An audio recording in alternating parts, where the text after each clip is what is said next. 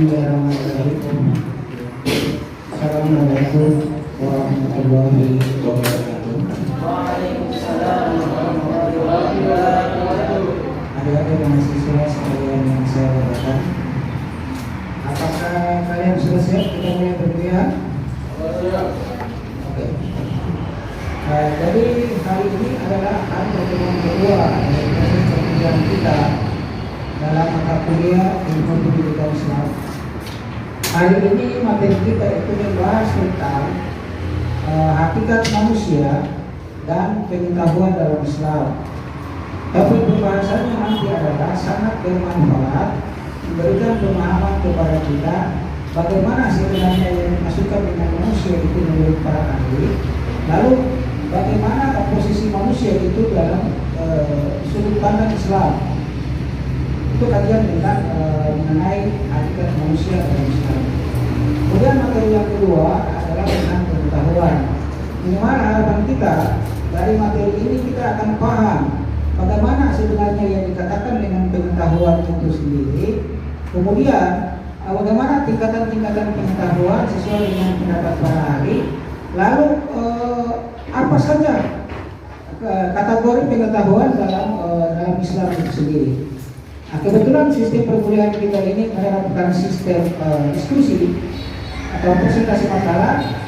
Sebagaimana pada pertemuan sebelumnya saya sudah tekankan bahwa yang presentasi makalah itu penentuannya saya akan tentukan sendiri saat proses perkuliahan dimulai. Sebaliknya juga yang bertanya dan yang menjawab posisinya sama juga, ya. Tujuannya apa ya mahasiswa? Tujuannya agar mendorong semua mahasiswa aktif dalam proses perkuliahan. Karena tidak akan mungkin walaupun dia itu pemateri atau yang presentasi makalah, tapi kalau dia tidak belajar, saya tidak yakin dia bisa presentasi makalah dia ditunjuk. Sebaliknya juga, yang menjawab pertanyaan ataupun yang bertanya, kalau tidak bikin persiapan dengan sebaik-baiknya, maka otomatis juga akan mempengaruhi kemampuannya terhadap kesempatan yang diberikan, misalkan kesempatan untuk bertanya atau menjawab pertanyaan. Kemudian yang kedua adalah bahwa bila nantinya dalam proses diskusi kita sebagaimana yang sudah kita sepakati dalam pertemuan sebelumnya dalam kontrak perkuliahan, bahwa bila ada mahasiswa dari kelompok lain atau paham terkait pertanyaan yang ditanyakan sah-sah saja atau wajar-wajar saja untuk membantu kelompok yang presentasi. Jadi di sini posisi kita ada di mahasiswa bukan untuk saling tunjuk kemampuan, saling menunjukkan vokal, tapi tujuan kita mari kita bahas bersama-sama sehingga kita akan nantinya mendapatkan kesimpulan terakhir apa yang dimaksud dengan manusia dalam ilmu Islam. Sebaliknya juga bagaimana dengan pengetahuan dalam Islam itu sendiri. Tanpa memperpanjang waktu, untuk mempersingkat waktu, saya langsung persilakan kepada kelompok yang presentasikan makalah. Kita mulai mungkin yang berbaju warna hijau untuk presentasi pertama. Silakan.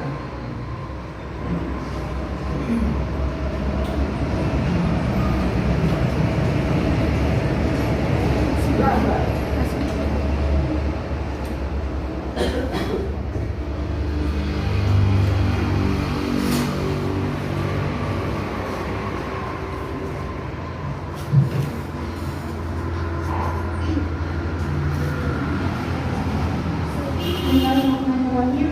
Terima kasih atas waktu yang diberikan. Di sini saya akan membahas yang pertama yaitu latar belakang. Eksistensi manusia di muka bumi sudah merupakan semua yang wajib disyukuri. Karena lewat keteraturan hidup dan kehidupan di dalamnya, maka akan diperoleh berbagai macam kesempatan hidup. Selama manusia masih mengikuti aturan-aturan dalam ajaran yang Allah Subhanahu wa Ta'ala berikan, sebaliknya di dalamnya juga terdapat penderitaan yang dapat membuat manusia sudah tidak lagi menaati aturan-aturan dalam ajaran yang Allah Subhanahu wa Ta'ala berikan. Melalui para nabi dan rasulnya, jadi diciptakannya manusia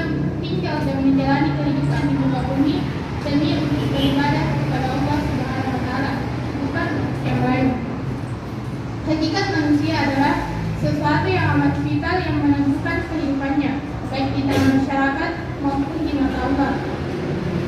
Pada umumnya, hakikat manusia itu adalah sebagai makhluk individu dan makhluk sosial. Hakikat dan martabat manusia dalam ajaran agama Tauhid tersusun dari dua unsur materi dan non-materi, jasmani dan rohani. Tubuh manusia mempunyai daya fisik atau jasmani, yaitu mendengar, melihat, merasa, meraba, mencium, dan daya gerak baik di tempat seperti menggerakkan tangan, kepala, dan sebagainya. Sumber pengetahuan dalam Islam adalah Allah dan cara memperolehnya adalah lewat wahyu Allah. Lewat penalaran manusia dan di mana pengetahuan yang diperoleh lewat wahyu sifat kebenarannya mutlak. Sedangkan yang dengan daya nalar akan sifatnya relatif, di mana bisa benar dan bisa salah. Hanya saja, esensi pengetahuan dalam Islam adalah sebagai kerangka dorongan untuk menambah dan memperkuat keyakinan agar bisa tercapai kebahagiaan di dunia ini dan keselamatan di akhirat kelak.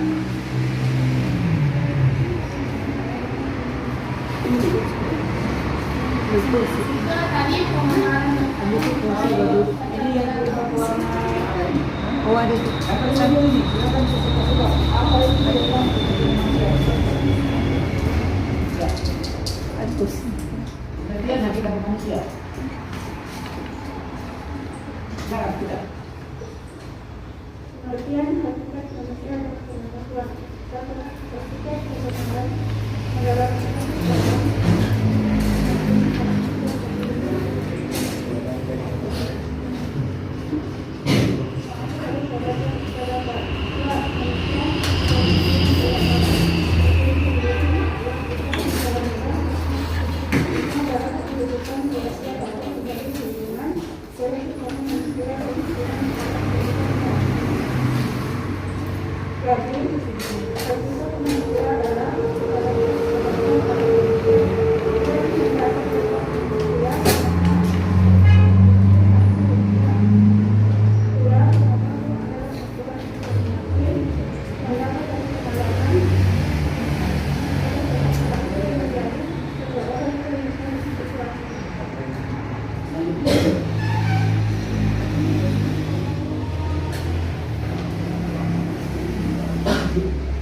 Coba kita jelaskan bagaimana umat Islam dengan manusia sesuai dengan hukuman yang dalam agama.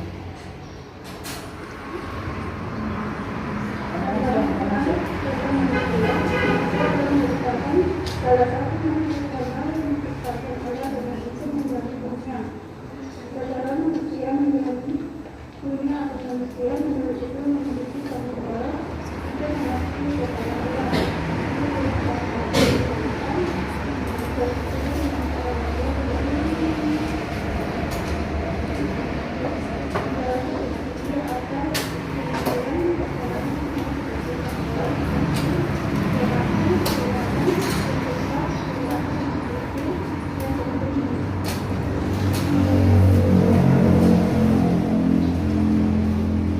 Nah, selanjutnya yang ini yang dibuat kita kasih lanjut.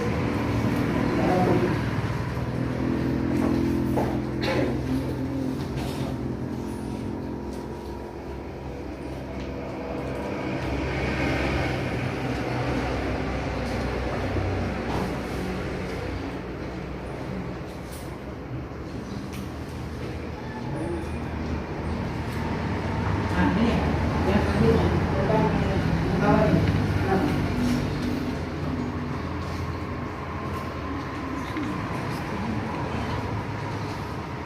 Nah, Bismillahirrahmanirrahim. Assalamualaikum warahmatullahi wabarakatuh. Saya akan menjelaskan sedikit tentang tingkatan-tingkatan pengetahuan dan tingkatan secara umum dan tingkatan-tingkatan pengetahuan dalam pandangan Islam. Pertama itu saya akan membahas tentang tingkatan pengetahuan secara umum terbagi atas tiga, yaitu pengetahuan sains, pengetahuan filsafat, dan pengetahuan suprarasional. Pertama itu pengetahuan sains, yang mana pada pengetahuan ini itu merupakan metode berpikir secara objektif, yang mana tujuannya itu untuk memberikan gambaran dan memberi makna pada dunia secara faktual, dan metode yang digunakan pada pengetahuan sains ini yaitu menggunakan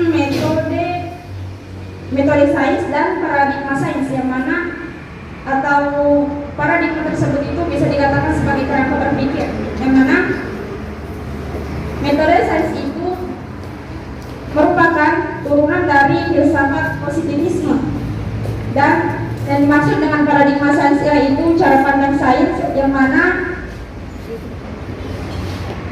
pada paradigma tersebut Intinya pengetahuan sains itu apa? Intinya yang dikatakan pengetahuan sains itu apa? Sesuai dengan argumen yang digabung dari makalahnya. Apa itu dikatakan pengetahuan sains? berpikir secara logis. Logis. Terus apa namanya?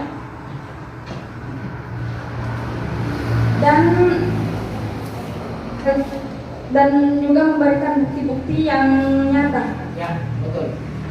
Terus ada lagi saya itu pengetahuan filsafat. Kira-kira yang dikatakan pengetahuan filsafat itu bisa diberikan pemahaman kepada teman-teman yang apa itu?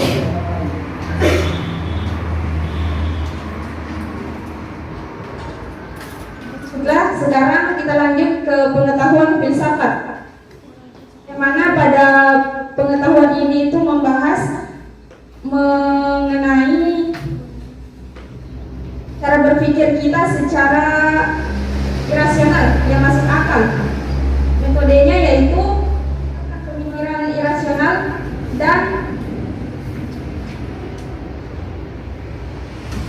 metode yang digunakan pada pengetahuan ini yaitu mencari kebenaran tentang sesuatu dengan cara memikirkannya secara irasional. Jadi pengetahuan filsafat yaitu menggunakan pengetahuan secara logis dan tidak perlu memberikan bukti. Oke, betul. Oke, lanjut. Nanti sebentar kita akan kembangkan dalam diskusi. Tadi kan kita sudah gambarkan bahwa berpikir filsafat adalah cara pengetahuan hanya menggunakan rasional semata. Itu pengembangannya kita lihat dalam diskusi. Terus bisa yang ini adalah yang satu slide bisa menjelaskan buat kita semua selain pemikiran sains, pemikiran filsafat kan ada lagi satu itu supra rasional atau mistis. Ya, silakan jelaskan. Kira-kira bagaimana yang dikatakan dengan pengetahuan mistis itu? Silakan. Assalamualaikum warahmatullahi wabarakatuh. Pengetahuan suprarasional yaitu merupakan pemikiran akal yang hanya mengandalkan argumen, tidak diukur dengan hukum alam. Bila argumen masuk akal, maka ia benar sekalipun melawan hukum alam karena diukur dari logika yang ada di dalam suasana argumennya. Oke. Saya rasa cukup. Sekarang jadi pada kesimpulannya adik-adik mahasiswa, pembahasan tentang hakikat manusia dan pengetahuan dalam Islam itu pada intinya yang dibahas kalau manusia itu yang dibahas itu ada 2 poin. Satu, pengertian manusianya. Yang kedua, bagaimana pandangan Islam tentang manusia dalam kehidupan. Lalu kalau kita bicara pengetahuan itu secara garis besarnya seperti yang dikatakan oleh teman-teman yang tadi, pertama berbicara pada esensinya bicara tentang pengetahuan.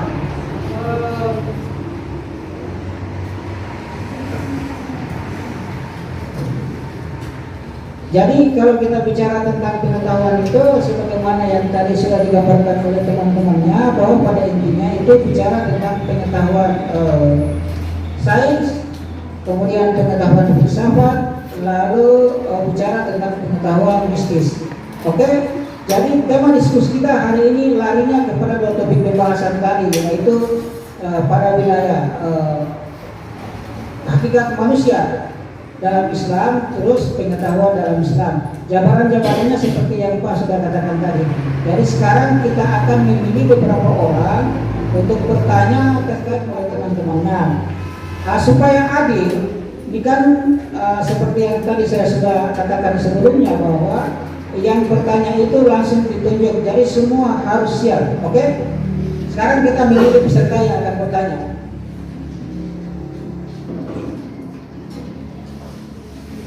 Yang ini, yang jas warna hijau, amatir. Kita tolong tulis siapa namanya. Satu, bentar ya, kita cari dulu. Kemudian yang sana, yang di bagian pojok. Nah, silakan ditulis namanya ya. Pastikan teman beritahu ya. Jadi kemudian yang ketiga, yang ini yang warna biru tua. Sudah. Terus yang sana itu, yang di pojok baju warna putih. Nah, oke, sudah ditulis. Oke, silakan mulai dari sini, silakan bertanya.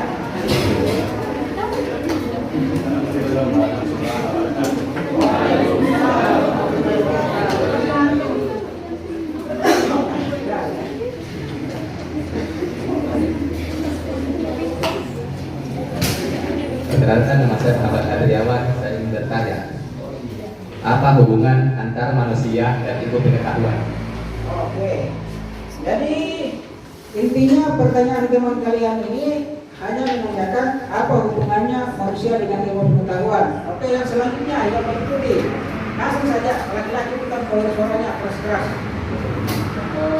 Pertanyaan saya, tadi di pada penjelasan pengetahuan sains dikatakan bahwa pengetahuan sains itu berpikir secara logis, berpikir secara objektif.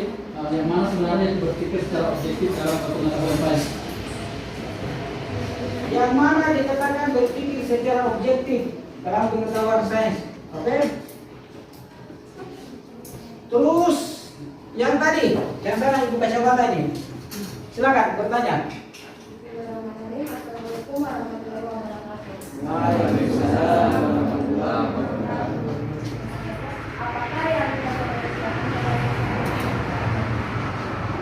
Bisa diulang? Apakah realitas kemanusiaan telah sesuai dengan hakikatnya? Apakah realitas kemanusiaan sesuai dengan hakikatnya? Itu bang sebenarnya. Terus yang terakhir tadi, yang terakhir itu, silakan. Ini.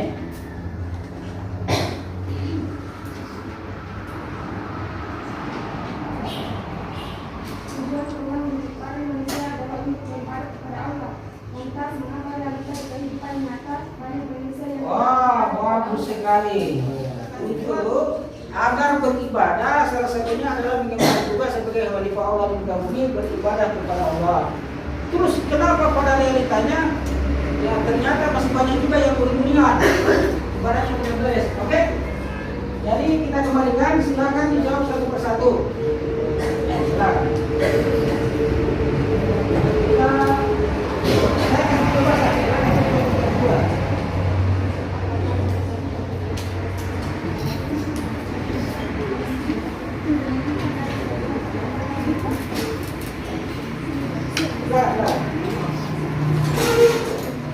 Pertanyaan yang mana dulu dia menjawab itu?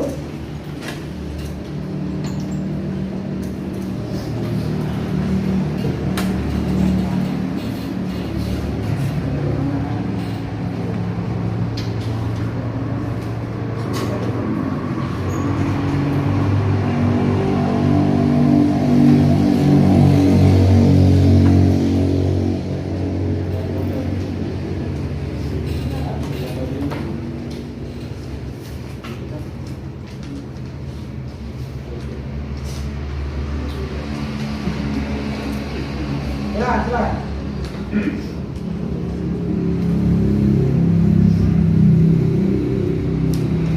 Ini kalau pakai prinsip sekarang ini cepat berubah ini.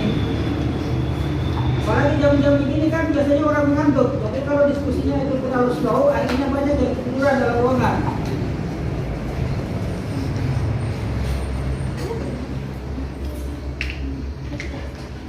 Silakan.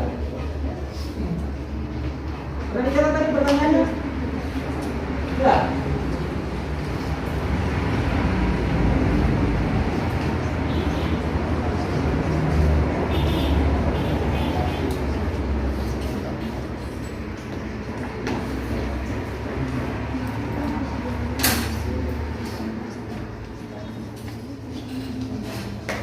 Tadi kan ada pertanyaannya yang pertama kan, dia bilang apa hubungannya manusia dengan ilmu pengetahuan?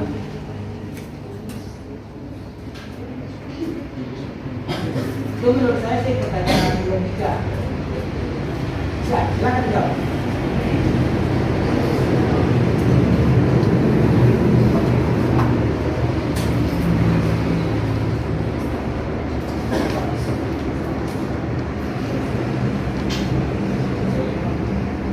Terus tadi ada di belakang sana pertanyaannya, manusia itu kan diciptakan di dunia ini tujuannya salah satunya untuk mengabdi kepada Allah. Tapi kenapa masih banyak yang ibadahnya tidak beres?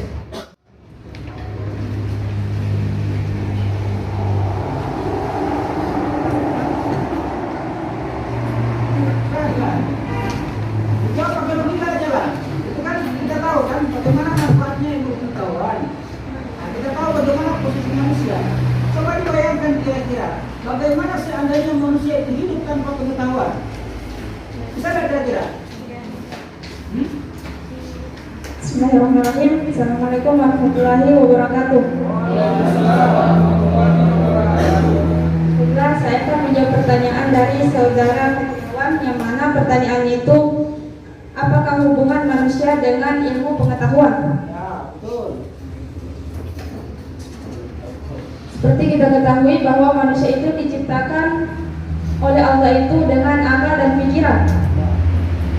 Jadi alangkah tidak etisnya kita sebagai manusia apabila kita tidak menggunakan akal kita untuk mencari ilmu pengetahuan dan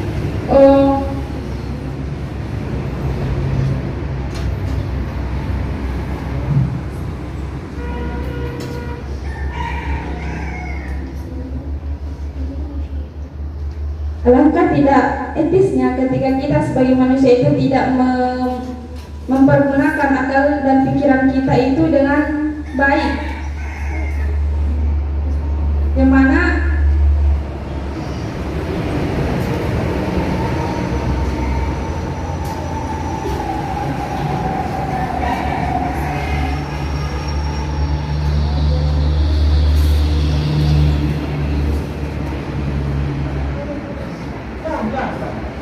mungkin ada teman yang membantu, teman sekelompok dulu, kita kasih yang lain. Nah, atau mungkin sana, ini bab yang di belakang sana itu. Oke, coba kami jawab dulu.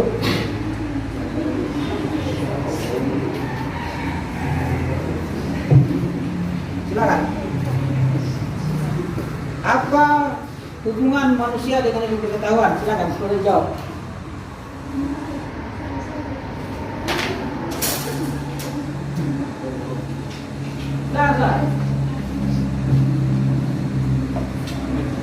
Bismillahirrahmanirrahim. Assalamualaikum warahmatullahi wabarakatuh.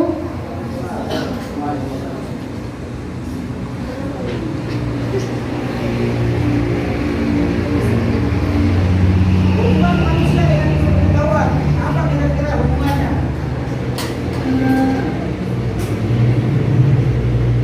Manusia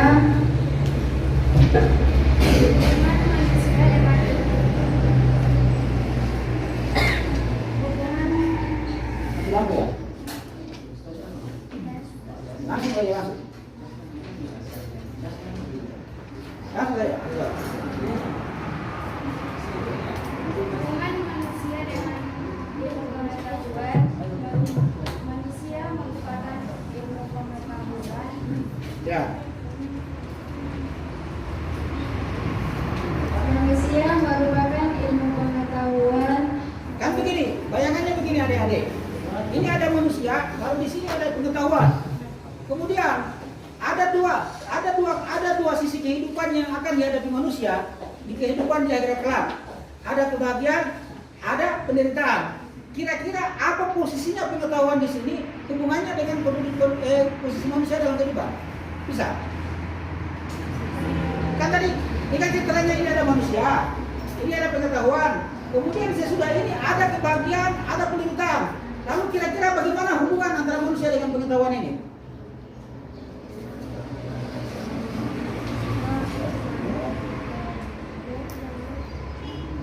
Atau begini, Allah menciptakan manusia, kemudian Allah mengutus Rasul. Setelah Rasul diutuskan, pasti ada turun kitab suci. Kira-kira apa manfaatnya di kitab suci? Pasti kan ada manfaatnya. Oke, atau mungkin ada mahasiswa yang lain yang bisa membantu? Ada? Ya.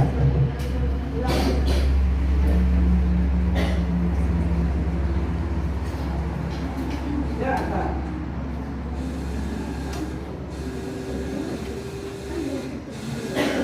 Baiklah, saya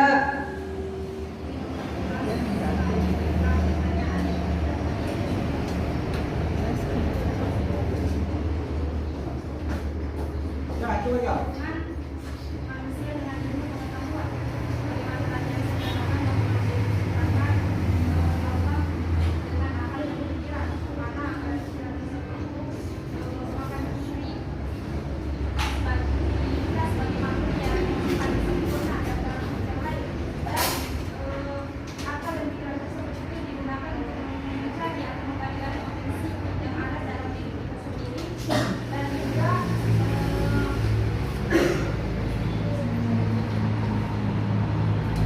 Ini kan bahwa sederhananya begini. Yang dalam ruangan ini manusia atau bukan ini? Lalu, apakah Anda membutuhkan pengetahuan atau tidak?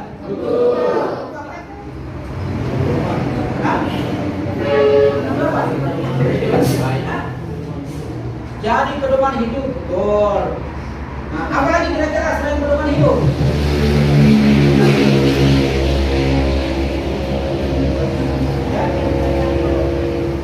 Betul. Pedoman hidup sebagai pedoman untuk bisa membedakan mana yang baik dan mana yang buruk. Kira-kira ada yang lain juga?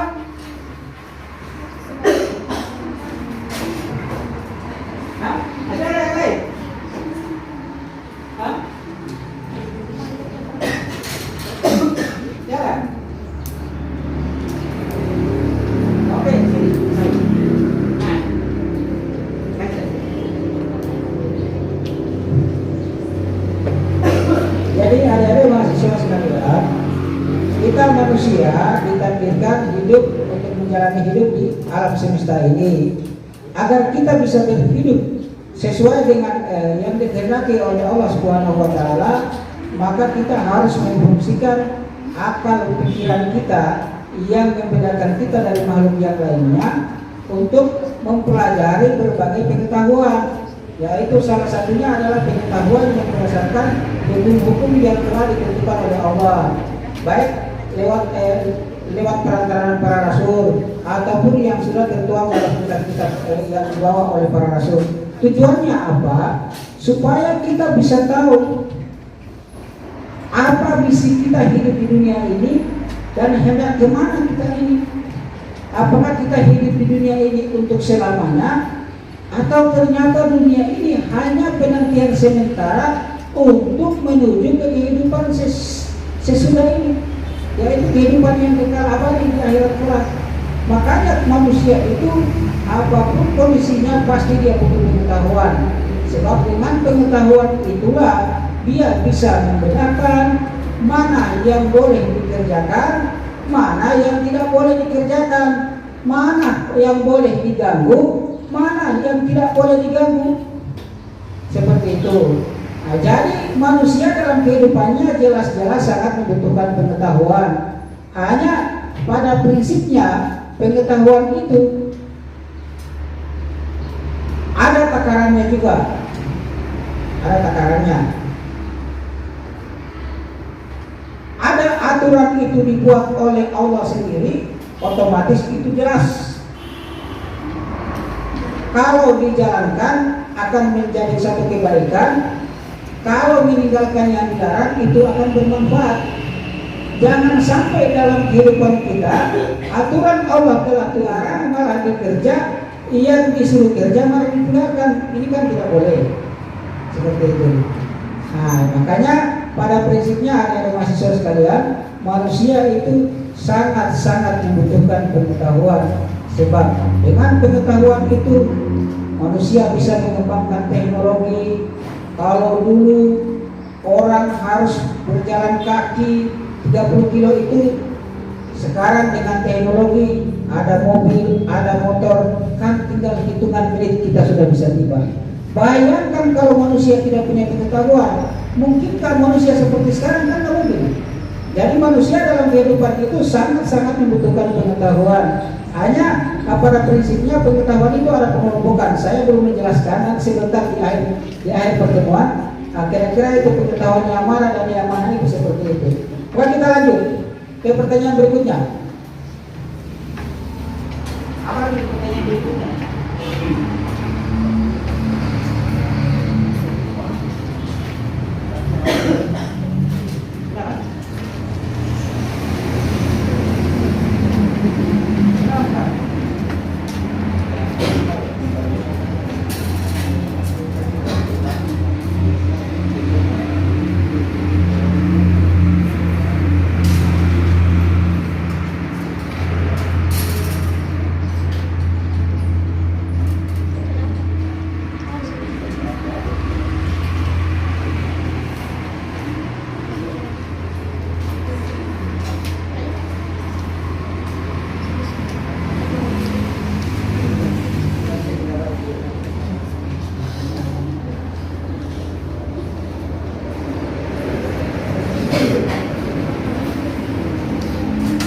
Lanjut pertanyaan berikutnya.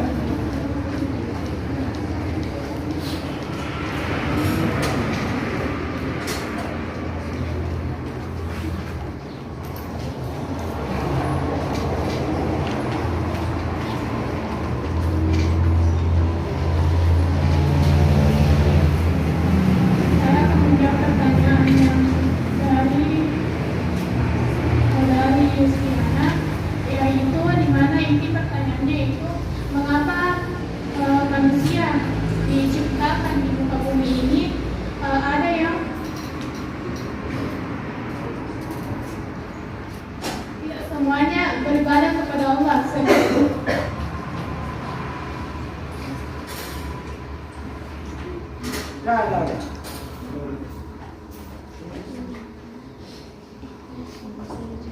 Pertanyaannya itu Allah menciptakan manusia di muka bumi ini untuk beribadah kepadanya.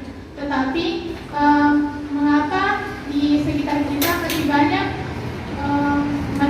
orang-orang yang menyalahi hal tersebut? Jawaban saya itu Allah menciptakan dunia ini sebagai tempat dia saja guna untuk mengetahui siapa yang cocok untuk tinggal di sisinya dan siapa yang tidak. Dalam Al-Quran surat Yunus ayat 99 yang artinya, dan jika Tuhan menghendaki, tentulah beriman semua orang di bumi. Seandainya beriman, di sini jelas bahwa Allah menghendaki tidak semua manusia beriman. Sebab dalam keadaan makhluk yang Allah cipta dalam keadaan taat dan beriman kepadanya, yaitu malaikat. Malaikat tidak memiliki kehendak bebas untuk melakukan hal-hal karena malaikat tidak mempunyai nafsu, berbeda dengan manusia. Sehingga di sini ada manusia yang kafir dan ada yang beriman juga munafik.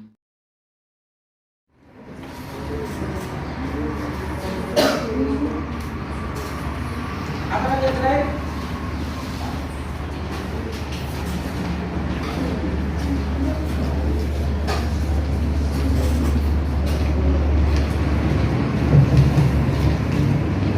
Bisa dibaca ulang pertanyaan terakhirnya.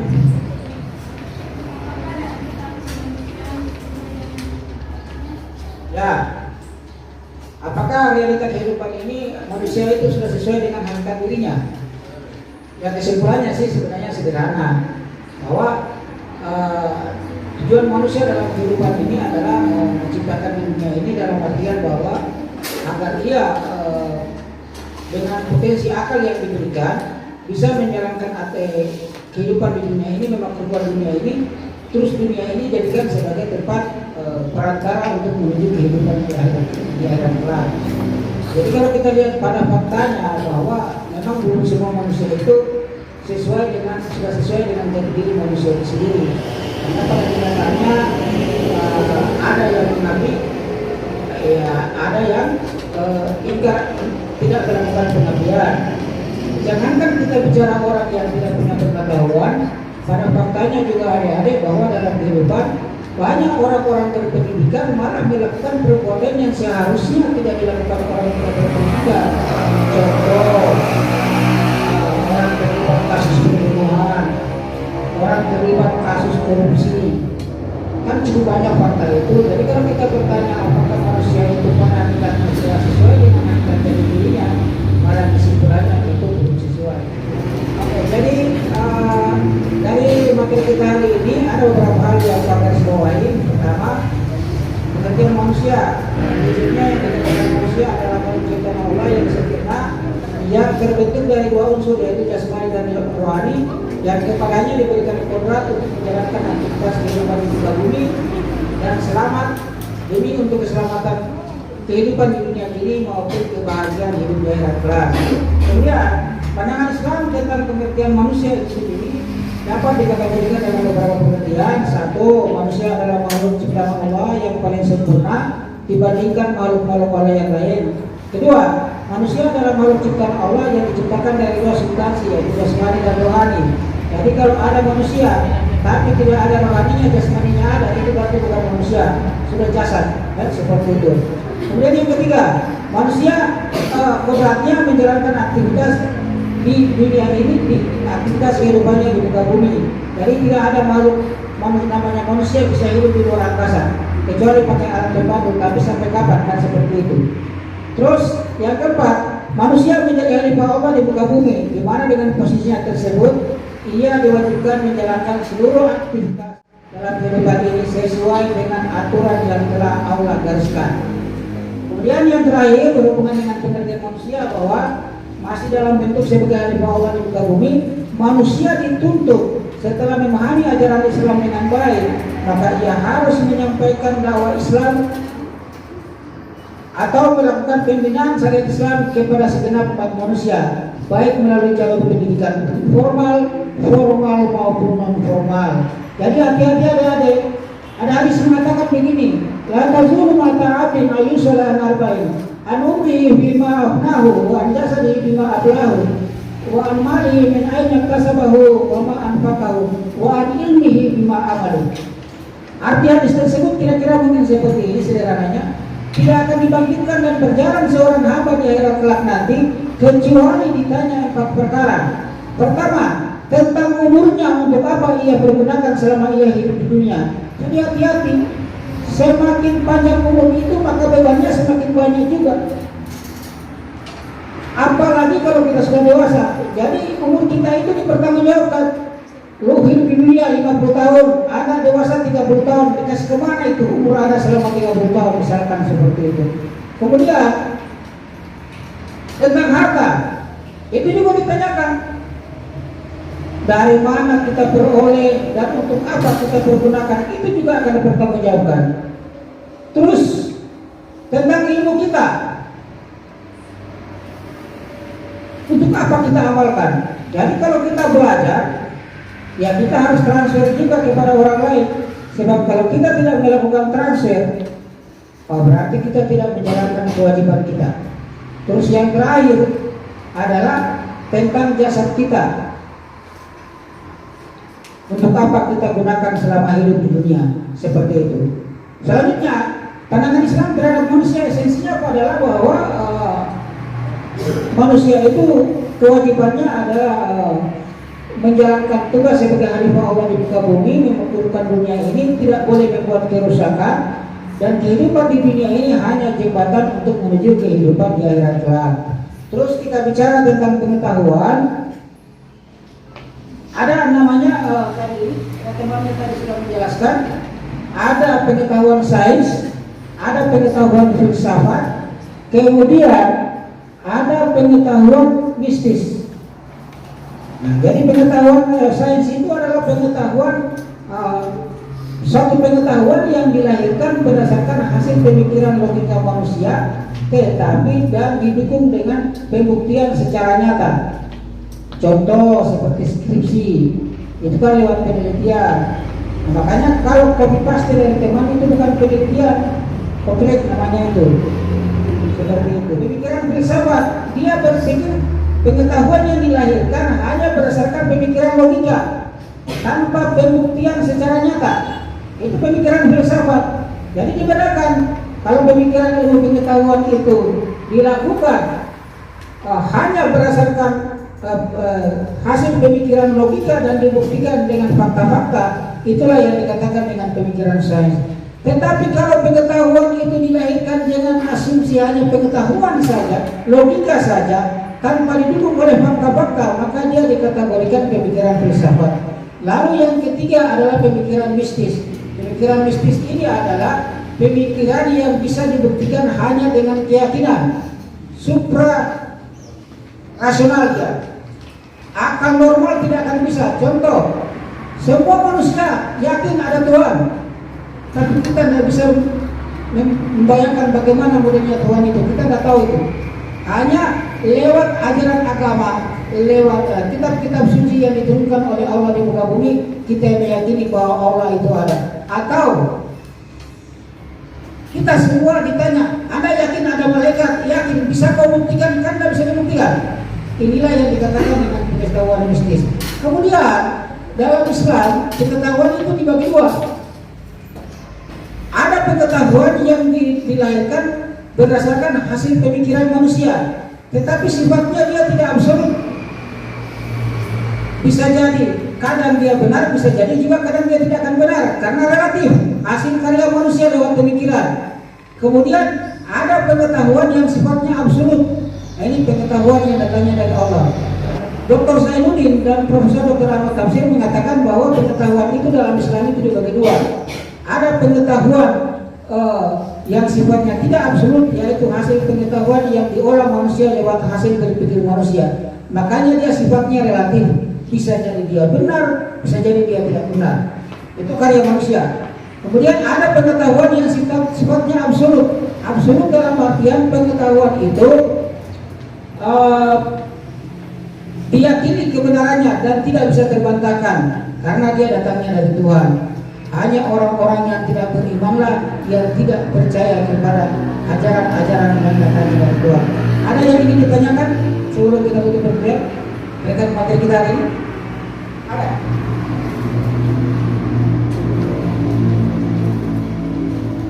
Kalau memang sudah tidak ada yang ditanyakan, saya rasa pertemuan kita hari ini sampai di sini. Lebih dan kurangnya mohon maaf. Akhirul kalam, kita tutup pertemuan hari ini dengan sama-sama membaca Alhamdulillahirabbil alamin. Wassalamualaikum warahmatullahi wabarakatuh.